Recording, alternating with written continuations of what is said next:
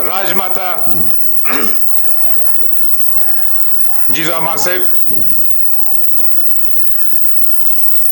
ज्यांचा राज्याभिषेक सोहळा साजरा करण्यासाठी शिवाजी महाराजांना वंदन करण्यासाठी विश्ववंदनीय छत्रपती शिवाजी महाराज, स्वराज्यवीर, स्वातंत्र्यवीर, धर्मवीर छत्रपती संभाजी महाराज,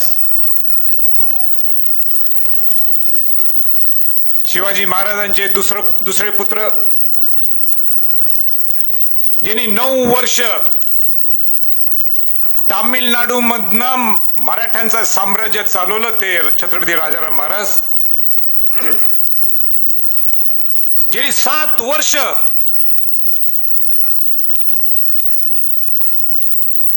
औरंगजेबशी लढा दिला आणि औरंगजेब हा मराठ्यांच्या मातीतच त्याला जिथं गाडलं गेलं, त्या छत्रपती ताराबाई महाराणी साहेब, राजश्री छत्रपती शाहू महाराज यांना वंदन करून, यांना अभिवादन करून आज शिवाजी महाराजांच्या शिवराज्याभिषेक सोहळ्यासाठी इथं आवर्जून इथं उपस्थित आमदारगण, जिल्हाधिकारी, प्रतिष्ठित सर्व नागरिक, सन्मान्य विचार मंच आणि सगळ्यात जास्त ज्यांचं नाव आपण घेणं गरजेचं आहे, आमच्या सर्वांच्या पेक्षाही ते इथं उपस्थित सर्व शिवभक्त बंधू भगिनींनो,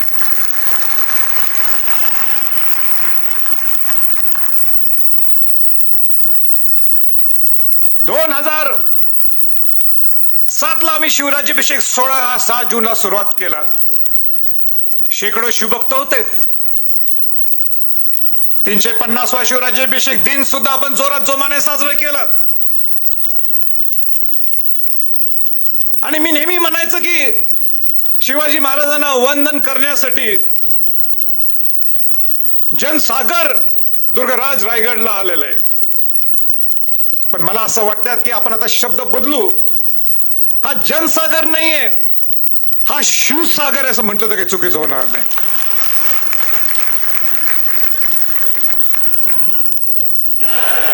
इथं राहण्याची सोय नाही, आम्ही ते करू शकत नाही. दुर्गराज रायगडवर जेवणाची सोय सुद्धा मोजकी आहे. तरी शिवभक्त दुर्गराज रायगडला आपण जाणं क्रमप्राप्त समजतो म्हणून 3-4 तारखेपासून इथं मुक्कामी आहेत. मला आजही पटत नाही, रात्री 11 वाजता इथनं निघताना कुठे कसे शिवभक्त झोपले होते, कसे सकाळी शौचालयाला जात असतील, हा फार मोठा प्रश्नचिन्ह आहे. आणि हीच खरी शिवभक्ती आहे. कोणासाठी एवढं 300 वर्षानंतर कोण जाईल का असं करायला? या शिवभक्तांची ही ताकद आहे.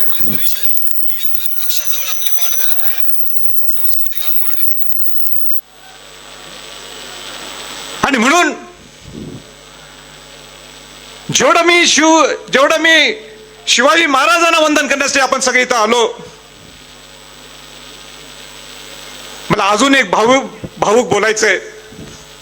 ते म्हणजे शिवाजी महाराजांचा मी विचाराचा रक्ताचा वारस तर राहायचाच, म्हणून मी या शिवभक्तांना सुद्धा मला आज वंदन करायचंय.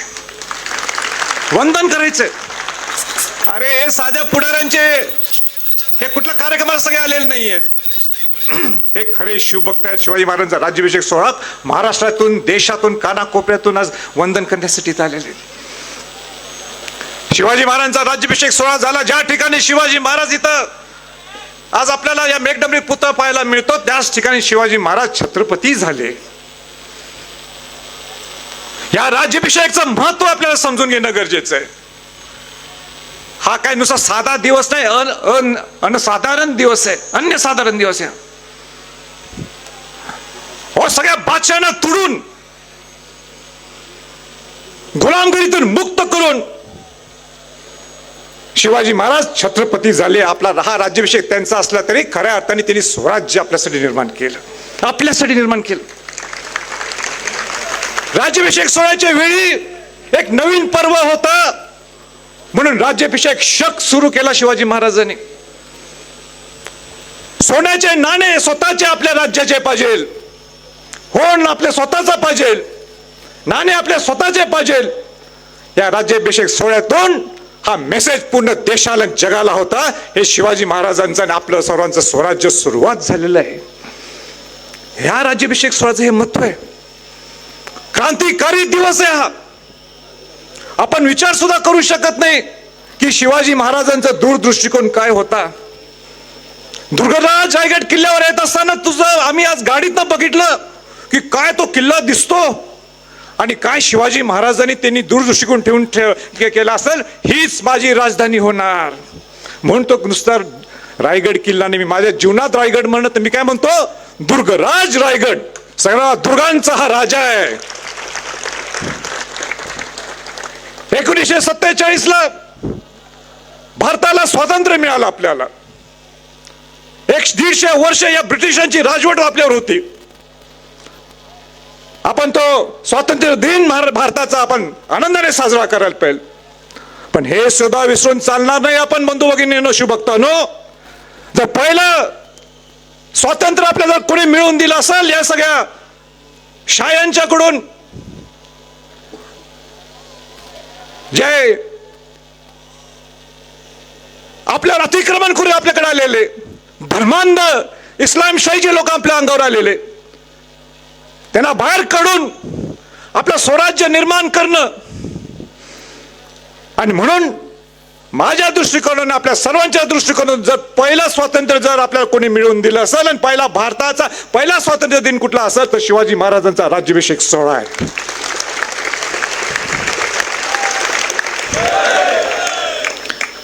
पण स्वराज्य शिवाजी महाराजांनी जे आपल्याला दिलेलं आहे, काय होतं 350 वर्षाच्या अगोदर स्वराज्य आपलं, महिलांना सन्मान होता.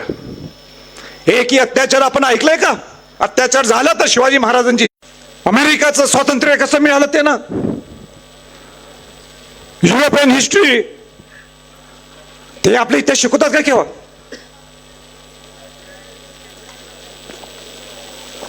ते आपल्या इतिहास केव्हा शिकवतात? केव्हा शिकवत नाहीत. आणि आपण त्यांचा इतिहास शिकवायचा. इतिहासाची माहिती असणं गरजेचं आहे. पण आपला एवढा सुंदर भव्य स्वराज्य शिवाजी पण आपल्याला एवढा मोठा इतिहास घडवला, ते का आपण शिकवत नाही आपल्या मुलांच्या पर्यंत? मुलांच्यात गोडी गुलाबी गोडी इतिहासाची गोडी का आपण निर्माण करत नाही?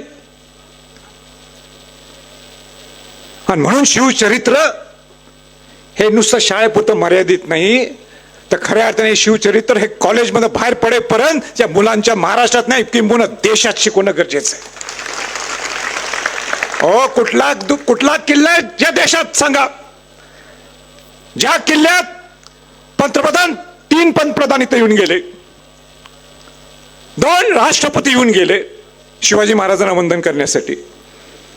कुठला किल्ला आहे देशात आणि कुठला महापुरुष आहे की 350 वर्षानंतर सुद्धा एवढ्या भव्यतेने स्वागत केलं जातं? किती लोक आलेले? 6 लाख लोक आहेत. का आलेत? कशासाठी आलेत? केवढी मोठी ताकद आहे 350 वर्ष शिवाजी महाराजांच्या या नावात. शिवाजी महाराज, छत्रपती शिवाजी महाराज या नावात किती मोठी ताकद आहे. पण हे सगळ्यात आता आपल्याला हा पूर्ण शिवाजी महाराजांचं स्वराज्य जर घडवायचं असेल तर आपल्याला शिवचरित्र आपल्याला मुलांच्या पर्यंत पोहोचणं हे गरजेचं आहे. पत्रकार बंधूंनो, माझं बाकीचं भाषण नाही छापलं तरी चालेल, पण हा मुद्दा फार महत्वाचा आहे. मला आणि खंत आहे या विचारपीठावर ही खंत बोलून दाखवणं सुद्धा मला वाईट वाटते. आणि ती खंत ही आहे की शिवाजी महाराजांचं नाव राजकारणात तर आपण वापरतोच, कसं पाहिजे तसं वापरतो, पण त्याचं बीज आता ग्रामीण भागात सुद्धा सुरू झालेलं आहे. ते बीज हे ग्रामीण भागात सुद्धा सुरू झालेलं आहे. हे वाईट आहे. आणि काय वाईट आहे, मला मुद्दाम आपल्याला सांगायचं की मला या वर्षभरात अनेक फोन येतात. शिवाजी महाराज तिथं गावात आपापल्या सोयीचं राजकारण असतं. एक गट असतो, दुसरा गट असतो. या गटाचं एक वेगळं राजकारण असते, त्या गटाचं एक वेगळं राजकारण असते. आणि ते सगळं मिक्स करायचं आणि शिवाजी महाराजांचा पुतळा जिथं सेन्सिटिव्ह जागा आहे, जे संवेदनशील जागा आहे, त्या ठिकाणी जाऊन बसवायचं. आपण तर शिवाजी महाराजांचे म्हणजे शिवाजी महाराज कुठे एका जातीचे नाहीत. शिवाजी महाराज हे 18 पगड 12 बलुतेदारांच्या जातीचे आहेत. सर्व शिवाजी महाराजांचे सर्वजण आहेत हे. आणि मग कोणती एक दगड मारते, दुसरीकडं आणि कोणाची दगड, त्यांनी आपला कुठं ते महापुरुष आणायचा. अरे सगळे बाबासाहेब आंबेडकर असतील, महात्मा फुले असतील, हे सगळ्या लोकांचे दैवत हे शिवाजी महाराज आहेत. आणि मग आपल्या समाजात आपण नुसतं भांडत बसतो. मला वाईट वाटते. तुम्ही आवाज उठवणं गरजेचं आहे. तुम्ही सर्वांनी शिवभक्तीने आवाज उठवणं गरजेचं आहे. हे काही शिवचरित्र नाही, हे काही शिवाजी महाराजांचे संस्कार नाहीत, हे शिवाजी महाराजांचे विचार नाहीत. राजकारण काय, राजकारण आपण राजकारण करू, पण कशाला शिवाजी महाराजांच्यात ओढायचं? आपल्याला का ओढायचं? आपण या ना रायगडला. शिवाजी महाराज हे सर्व विश्ववंदनीय आहेत. पटते की नाही पटते सांगा मला. मला आज बोलायची इच्छा नव्हती हा विषय. इथं येऊन काय बोलायचं असते? सकारात्मक बोलायचं असते. इथं येऊन नुसतं जल्लोष करायचा असतो. पण जल्लोष करत असताना आपण हे सगळे मुद्दे विसरून जायचं का?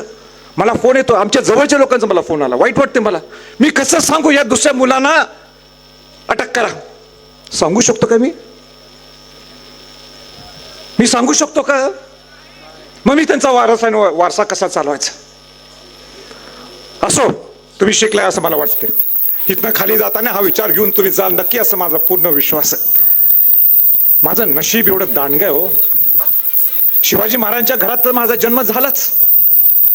मग ज्या शिवाजी महाराजांनी गडकोट उभा केले, ज्या शिवाजी महाराजांनी सर्व गडकोट उभा केले, स्वतः किल्ले उभा केले, स्वतः अनेक किल्ल्यांचा जीर्णोद्धार सुद्धा केला, त्या शिवाजी महाराजांचे पुत्र छत्रपती राजाराम महाराजांनी पहिलं शिवाजी महाराजांचं मंदिर उभा केलं सिंधुदुर्ग किल्ल्यात. जो शिवाजी महाराजांनी स्वतः बांधलेला सिंधुदुर्ग किल्ला आहे, त्याचं सभा मंडप हे राजेश्री छत्रपती शाहू महाराजांनी उभा केला.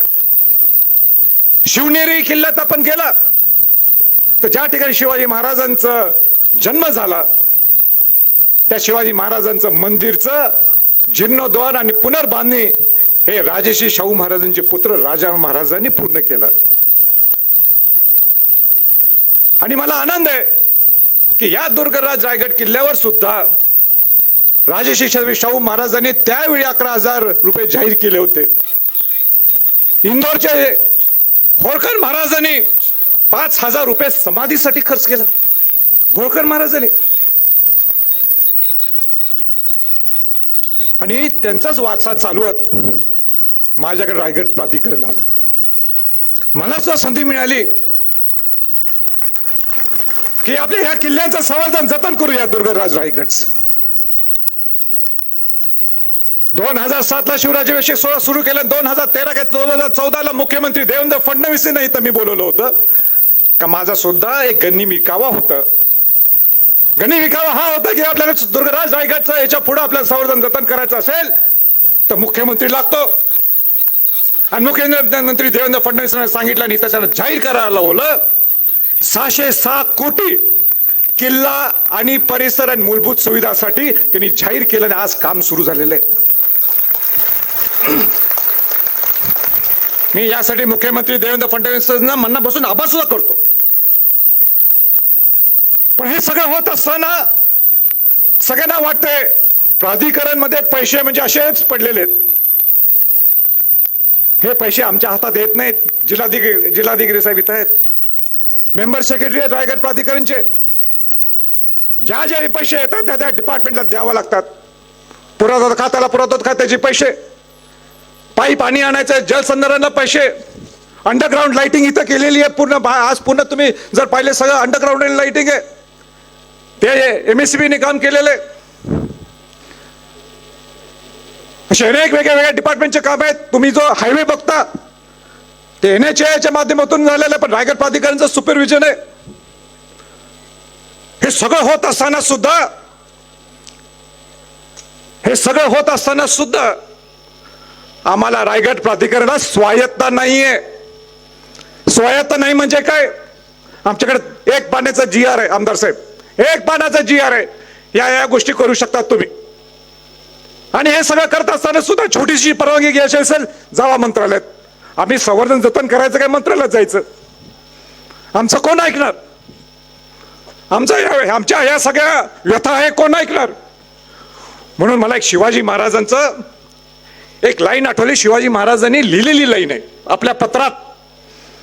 काय म्हणतात बघा शिवाजी महाराज, आम्ही वडील तुमच्या मस्तकी असताना, आम्ही वडील तुमच्या मस्तकी असताना कसली चिंता करता, पराक्रमाचे तमाशे दाखवा. परत वाचतो बघा, वाच समजवून नाही का. आम्ही वडील तुमच्या मस्तकी असताना कसली चिंता करता, पराक्रमाचे तमाशे दाखवा. आणि म्हणून संभाजी छत्रपती ह्या राज सदरवरनं शपथ देतो तुम्हाला, कितीही प्रतिकूल परिस्थिती येऊन दे, माझ्या शेवटच्या श्वासापर्यंत दुर्गराज रायगड किल्ल्याचं संवर्धन जतनसाठी मी कटिबद्ध आहे, कटिबद्ध आहे. किती त्रास होऊन दे, किती त्रास होऊन दे, किती कोण काय करून दे, पण हा पट्ट्या, हा पट्ट्या, हा गेले पट्ट्या, हा गेले पट्ट्या जरा सांगा. उगाच राज्याभिषेक सोहळा सुरू झाला नाही, एवढेच उगाच लाखो लोक आता येत नाहीत. आणि उगाच काय रायगड प्राधिकरण स्थापन झाले नाही, ते संभाजी छत्रपती प्रेशर केला म्हणून रायगड प्राधिकरणाची स्थापना झाली होती त्यावेळी. आणि म्हणून माझी सोडून जाणार नाही जिल्हाधिकारी साहेब, मी नाही जाणार जोपर्यंत दुर्गराज रायगड किल्ल्याचं पूर्ण संवर्धन जतन होत नाही. आणि त्यांना नको असेल मी तरीही मी इथं काम करणार. माझ्या बरोबर शिवभक्त आहेत, आहेत ना, आहे की नाही? दुर्गराज रायगड किल्ल्यावर नुसतं राज सदरवर बसले नाहीत, पूर्ण होळीचा मैदान पासून जगदीश्वर मंदिर पर्यंत लोक आहेत. टीव्हीवर कोट्यावधी लोक बघायला आहेत. शिवभक्त संभाजी छत्रपतींच्या बरोबर आहेत का नाही? आहेत का नाहीत? मग पुढं बघाच, मग बघा दुर्गराज रायगड काय कसं करतोय.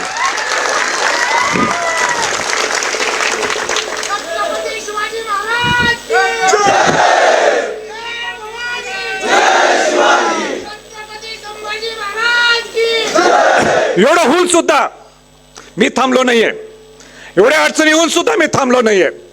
मला मुद्दाम आपल्याला सांगायचे थोडे काम आम्ही सुरुवात जे केले मला सांगायचे, थोडे म्हणजे बऱ्यापैकी झालेले आहेत, सगळे सांगत नाही पण महत्वाचे सांगतो.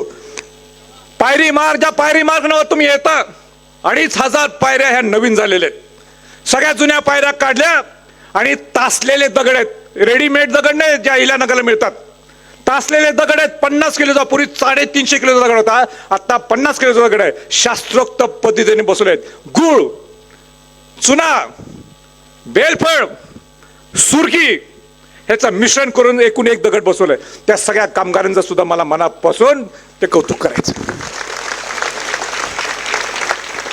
नाणे दरवाजाची तुम्ही ज्या तुम्ही दरवाज्यातनं वर आला, महादरवाजा होता नाणे दरवाजा, तो ओरिजिनली शिवाजी महाराजांचं रूट आहे. दुर्गराज रायगडवर येत असताना शिवाजी महाराज हे नाणे दरवाज्यातनं यायचे. त्या नाणे दरवाजाचं परत पुनर्बांधकाम, आपल्याला पुनर्बांधकाम करायची परवानगी नाही, आपल्याकडे एव्हिडन्स होते, पुरावे होते. म्हणून तुम्ही परत एकदा रायगड आला की जाऊन ते काम पाहावं ही माझी आपल्याला सर्वांना विनंती आहे.